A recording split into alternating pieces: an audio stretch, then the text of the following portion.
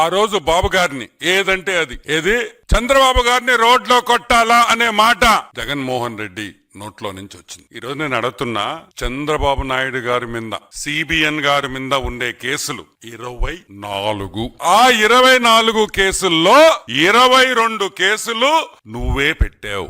నువ్వో మీ తండ్రి గారు ఎవరో మీరిద్దరే పెట్టారు. దాంట్లో 2 కేసులు మామూలు కేసులు, మిగతా అన్ని కావాలని పెట్టిన కేసులు అనే విషయం నీకు బాగా తెలుసు. ఏంది 22 కేసులు? ఫ్రీ శాండ్, ఉచిత ఇసుక ఇచ్చిన దానికి ఒక కేసు, సిబిఎన్ గారి మీద ఒక కేసు. పుంగనూరులో బాబు గారు దాడి చేయించారు.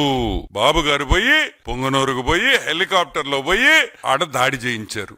అదొక కేసు. పబ్లిక్ మీటింగ్ లో జనాల్ని ఇబ్బంది పెట్టాడు. అదొక కేసు. ఒక పబ్లిక్ మీటింగ్ లో ఒక సభలో లౌడ్ స్పీకర్లు వాడారు.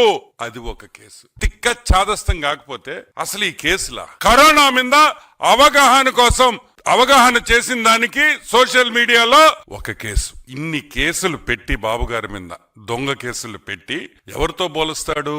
మా హాఫ్ టికెట్ పాయింట్ ఇక్కడ మీరందరూ అర్థం చేసుకోవాల్సింది ఏంటంటే, ఎవరితో పోల్చాడు సిబిఎన్ గారిని? తెనాలిలో 3 రౌడీ షీటర్లతో పోలుస్తాడు.